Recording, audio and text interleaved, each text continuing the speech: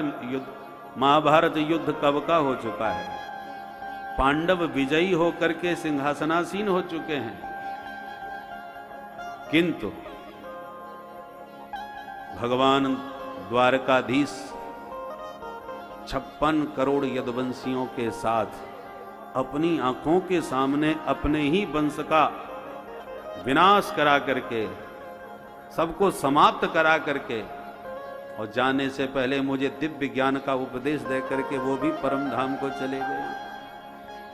स्तब्ध रह गए सुनकर के विदुर जी महाराज, प्रभु भी परम धाम चले गए, मुझे अब तक कुछ पता ही नहीं। बड़े आत्मग्लानि से भर गए, मैं प्रभु का दर्शन नहीं कर सका। भैया कौन सा ज्ञान दे के गए, जरा हमें भी बताओ। उद्धव जी बोले, उनके वियोग जन्य संताप में मैं कुछ भी सुनाने की स्थिति में नहीं हूं। हां, पर एक तुम्हारे लिए अनुकूल समाचार है। क्या? बोले, जब प्रभु मुझे उपदेश दे रहे थे तो मेरे ही साथ मैत्रेय मुनि भी विराजमान थे। हम दोनों ने बैठ करके उनका उपदेश सुना। मुझे तो आदेश बद्री विशाल जाने का मिला हुआ है, इसलिए मैं वहीं जा रहा हूं। पर मेरे पास में बैठे मैत्रेय जी से प्रभु ने एक बात कही थी। क्या? उन्होंने कहा, मैत्रेय, जब भी कोई भक्त मुझे कुछ देता है तो परिणाम में कई गुना करके मैं उस भक्त को लौटाता हूं, यह मेरा स्वभाव है। जीव के दो हाथ हैं, भगवान के अनंत भुजाएं हैं, तो उसको अनंत गुना करके ही देते हैं। पर एक भक्त विदुर जी ही ऐसे हैं जिन्होंने मुझे बहुत कुछ दिया, पर मैं उन्हें कुछ नहीं दे पाया।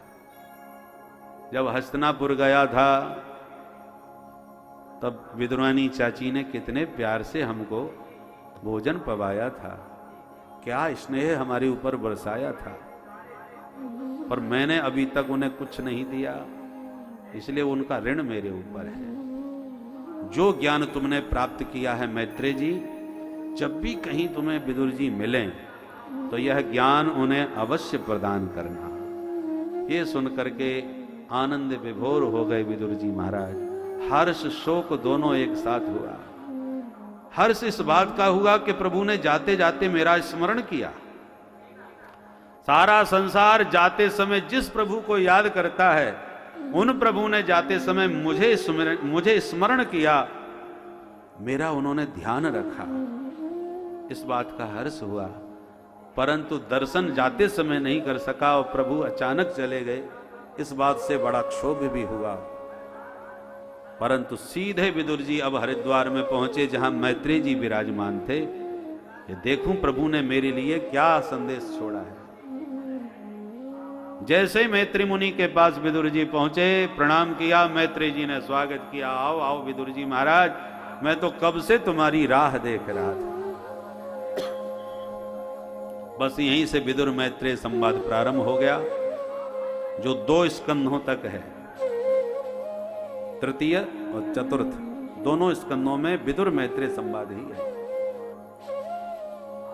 विदुर जी कहते हैं, हे महामुनि, आप साक्षात सिद्ध महापुरुष हैं, जो साक्षात भगवान का उपदेश आप श्रवण किए विराजमान हैं। तो मैत्रेय जी भी प्रशंसा करते हैं, विदुर जी महाराज, आप भी कोई सामान्य व्यक्ति नहीं हैं, साक्षात धर्म के अवतार हैं। मांडव्य सापाद भगवान प्रजा संयमनो यमः भ्रातो क्षेत्रे भुजस्यायां जाता सत्यवती सुता। हे विदुर जी महाराज, आप साक्षात धर्म के अवतार हो, क्योंकि एक बार मांडव्य मुनि तप कर रहे थे, अपनी झोंपड़ी में आंख बंद करके ध्यान मग्न थे। कुछ चोरों ने राजघराने में चोरी करी, और चोरी करके जैसे ही भागे कि राजदूतों ने उनका पीछा किया, और जब चोरों को लगने लगा कि हम पकड़े जाएंगे, अब बचने का कोई ठिकाना नहीं है, तो महात्मा की झोंपड़ी में घुस गए। मांडव मुनि के। बचे कैसे? तो महात्मा की ही लंगोटी सब पहन करके, कपड़े सब फेंक करके, बाबा जी बन करके, और ये भी मांडव मुनि के आसपास लगा समाधि बैठ गए। अब राजदूत भागते भागते वहां तक आए, कहीं भी चोर नजर नहीं आए, तो उनको शंका होने लगी कि यहां तक तो उनके चिन्ह दिख रहे हैं, उसके आगे नजर नहीं आ रहे, चोर निश्चित यहीं आसपास ही होने चाहिए, पर आसपास कोई दिखाई नहीं पड़ रहा इस कुटिया के। ये कुटिया में ये 5 लोग कौन बैठे? 4 चोर और 5 में महात्मा। शंका होने लगी तो कुटिया की छानबीन करने लगे, तो वो सारा माल मिल गया जो लेके भागे थे राजघराने से, वो सारा माल मिल गया। तो सिद्ध हो गया ये पक्का चोर है और कोई नहीं, पकड़ लिए गए। अब 4 चोर तो पकड़े सो पकड़े, बाबा जी को भी पकड़ लिया, ये भी नहीं का सरदार होगा बिना मतलब के। कभी कभी ऐसे भी जाल प्रारब्ध के आते हैं, घर बैठे संकट आ जाता है, महात्मा को कुछ लेना नहीं देना नहीं, क्षण भर को चोर आए और बाबा जी फंस गए। 5 को ले गए, राजा के सामने सारी स्थिति बताई, सबूत के साथ अपराध सिद्ध हो गया। क्रुद्ध हो गए, राजा ने आदेश दिया सबको लटका दो सूली पर। एक एक करके सबको सूली पर लटकाते चले गए। चोर तो सूली पर लटकते ही जैसी आराम हो गए, पर महात्मा सूली पर लटके रहे, उनको कुछ नहीं हुआ। राजा बड़े चक्कर में पड़ गए, ये तो भाई असली लगता है, उतारो उतारो जल्दी। महात्मा को सूली से नीचे उतारा गया, राजा चरणों में गिर गए, क्षमा करें महाराज, आप तो कोई सिद्ध कोटि के महापुरुष हैं, हम समझ गए, पर धृष्टता माफ करें महाराज। अपराध सबूत के साथ सिद्ध हो गया, इन पापियों के चक्कर में मैंने आपको भी चोर समझ लिया। महात्मा बोले राजन, तुम्हारा कोई अपराध नहीं है, तुमने तो जो किया उचित न्यायानुसार ही किया, परंतु एक बात पक्की है, बिना किसी पाप के किसी को कष्ट नहीं होता। जो भी आपको जीवन में कष्ट हुआ है उसका कारण निश्चित रूप से कोई पाप ही है, पाप से ही संताप मिलता है। पर मैं अपनी दिव्य दृष्टि से देख रहा हूं कि अपने होशो हवास में मैंने अब तक तो कोई पाप किया नहीं, तो फिर सूली पर लटकने का जो भयंकर कष्ट हमको भोगना पड़ा, ये किस पाप का परिणाम है, ये हमारी समझ में नहीं आया। तुम तो नहीं बता सकते, ये तो लेखा जोखा यमराज के पास होगा, हम उन्हीं के पास जा रहे हैं पूछने के लिए। तुम तो निमित्त हो, मूल तो यमराज हैं जो सुख दुख का विधान करते हैं। पहुंच गए सीधे यमराज के पास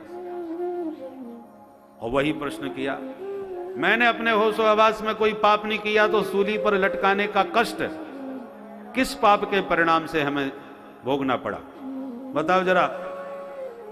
यमराज डर गए। आइए महाराज विराजिए, मैं देखता हूं।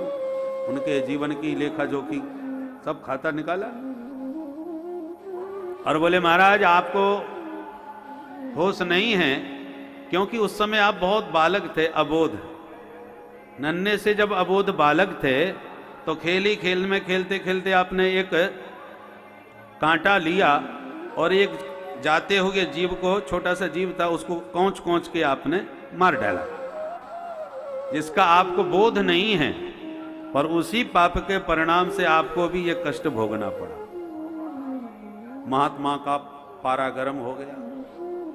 अरे जब हम ना समझ थे, हमको ज्ञान ही कुछ नहीं था, पाप पुण्य अच्छा बुरा क्या होता है, तो अनजाने में किए पाप का तुमने इतना बड़ा हमको दंड दे दिया कि सूली पर लटका दिया। तुम्हें दंड देना नहीं आता, इसलिए मैं तुम्हें दंड देता हूं कि तुमने जिस पाप, छोटे से अबोध अवस्था में किए पाप से तुमने मुझे सूली पर लटकाया, तो जाओ तुम भी नर बन करके, प्राणी बन करके सुख दुख आदि संसार के कष्टों को भोगो। शाप दे दिया तो मांडव्य मुनि के शाप से यमराज को फिर विदुर के रूप में अवतार लेना पड़ा। बोलो जय सिया राम। मांडव्य शापाद भगवान प्रजा संयमनो यमः साक्षात जो दंड के देवता हैं, दंड विधान करने वाले हैं, उनको मांडव मुनि के हिसाब से आज विदुर बन करके, दासी पुत्र बन के प्रकट होना पड़ा। तो मैत्रेय जी अपनी दिव्य दृष्टि से वह रहस्योद्घाटन कर रहे हैं कि विदुर जी, आप भी कोई सामान्य व्यक्ति नहीं है, धर्म के मर्म को जानने वाले हैं, धर्मात्मा हैं। विदुर जी ने कहा, महाराज तो एक प्रश्न आपसे कर सकता हूं? हाँ हाँ पूछिए। बोले, सुखाय कर्माणि करोति लोको न तै सुखम वान्यदुपारमम्। हर प्राणी संसार का सुखी होने के लिए दिन रात प्रयत्नशील है, पर बेचारे को सुख मिलता नहीं। जो जितना सुख का प्रयास करता है वो उतने ही दुख के दलदल में धंसता चला जाता है, फंसता चला जाता है। तो प्राणी जब सुख चाहता भी है और उसके लिए प्रयास करता भी है, तो ये प्राणी फिर सुखी होता क्यों नहीं? मैत्रेय जी कहते हैं, विदुर जी देखो, प्रत्येक प्राणी सुख सागर का अंश है। परमात्मा आनंद सिंधु हैं और हम सब जीव उस सिंधु की एक बिंदु हैं। और अंश हमेशा अपने अंशी की तरफ आकर्षित होता है। प्रकृति में कहीं भी आप दृष्टि डाल के देखें, समुद्र का ही अंश है जल। जहां भी संसार में आप पानी देख रहे हैं, उसका मूल सागर है। तो पानी कहीं भी गिरे, उसकी गति फिर सागर की ओर ही होती है। नदियों का नाम इसलिए है निम्नगा, निम्नगा नाम यथा गंगा, नीचे की तरफ सागर की ओर, गंगा की माने सभी नदियों की गति सागर की ओर होती है, क्योंकि सागर अंशी है, नदियां उसी के ही तो अंश हैं। सागर से मेघ लाते हैं जल, यत्र तत्र बरसाते हैं, वही नदी तालाबों में इकट्ठा होकर के फिर सागर की तरफ ही चला जाता है बह करके। अग्नि का मुख्य रूप है भगवान सूर्य। तुम कहीं भी अग्नि जलाओ, गति उसकी ऊपर होगी। आग कहीं भी लगे, लौ ऊपर की ओर होगी। पृथ्वी का अंश ये जितने भी पार्थिव वस्तु है, पार्थिव, उसको जितना भी ऊपर फेंको पृथ्वी अपनी तरफ खींचेगी, क्योंकि पृथ्वी का जो अंश है वो पृथ्वी की तरफ खींचेगा, सूर्य का अंश है वो सूर्य की तरफ खींचेगा, जल का अंश है वो जल की तरफ खींचेगा। तो हम आनंद के अंश हैं तो आनंद की तरफ दौड़ेंगे। आनंद सबकी चाह है, आनंद सबको चाहिए। बोलो राधे राधे। परंतु माया ने ऐसा बुद्धि हमारी उलट दी कि जहां आनंद है उधर हमारा ध्यान ही नहीं है, और जहां किसी काल में आनंद नहीं है, आनंद जो दिखाई पड़ता है वो मृग मरीचिकावत है, तेजो वारी मृदाम यथा, है नहीं, दिखता है। और जो नकली सुख है उसी को असली समझ करके हम पकड़ने के लिए भाग रहे हैं। असली आनंद किधर है? जो आनंद सिंधु सुख राशि, जो आनंद सिंधु सुख राशि, करते त्रैलोक सुपासी, करते त्रैलोक सुपासी, सो सुख धाम राम से राम, सो सुख धाम राम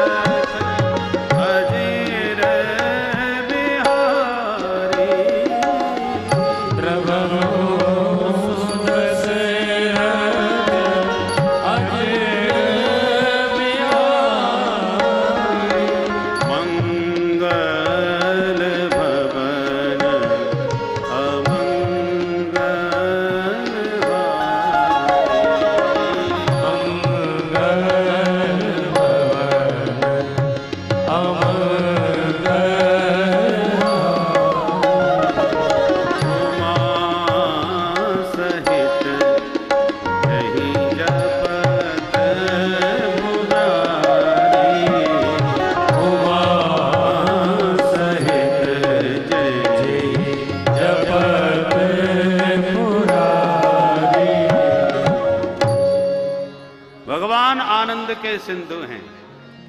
हमारे आपके सबों के घरों में बिजली जरूर है, पर हमारा घर बिजली घर नहीं है।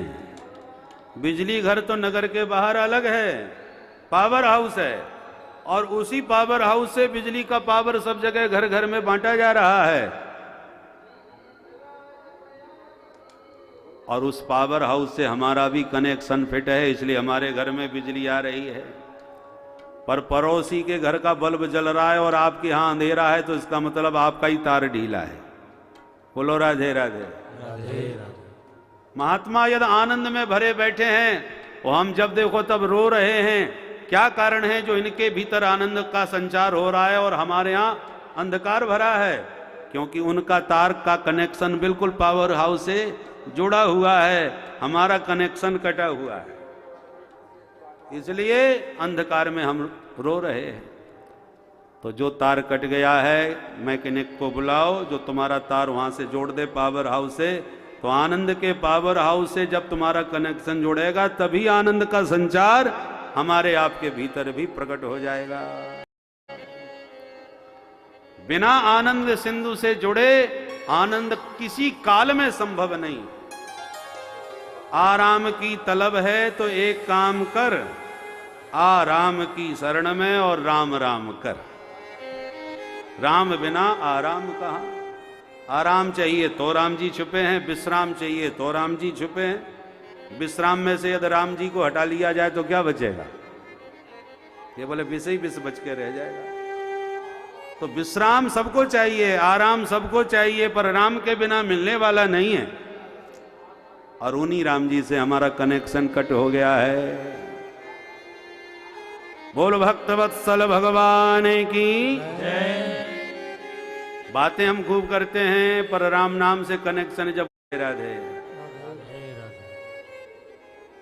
इसलिए मैत्रेय जी समझाते हैं, विदुर जी महाराज, जीव माया का दास बन करके भगवान से जो संबंध होते हुए भी भूल चुका है, इसी के कारण जगत में भटकता फिर रहा है।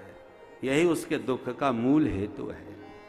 ये संसार कैसे भगवान ने बनाया, तो जो अभी आपने सृष्टि प्रक्रिया सुनी, वही प्रक्रिया को बहुत विस्तार से मैत्रेय जी ने विदुर जी को समझाया कि भगवान के नाभि कमल से जब ब्रह्मा जी प्रकट भये, उन्होंने चारों दिशाओं में कुछ भी नहीं देखा जलवायु के अतिरिक्त, तो भगवान की प्रेरणा से फिर तप किया, और तपस्या के प्रभाव से जब भगवान ने आशीर्वाद दिया, शक्ति दी, तब ब्रह्मा जी को फिर सृष्टि की सनक सवार हो गई। अब मुझे सृष्टि करनी है, परंतु ज्ञान को हृदयंगम करके सृष्टि करी, ताकि माने कर्ता बने का अभिमान ना आने पावे।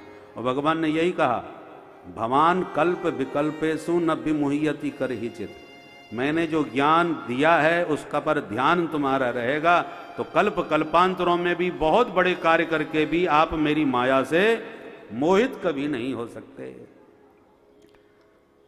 तो जब ब्रह्मा जी को सनक सवार हुई सृष्टि की, तो सबसे पहले सनक जी ही पैदा हो गए। सनक सनंदन सनातन सनत कुमार 4 ऋषि प्रकट हो गए। चारों से कहा, बच्चों तुम भी सृष्टि करो। चारों ने हाथ हिला दी, हम चक्कर में बिल्कुल नहीं पड़ेंगे।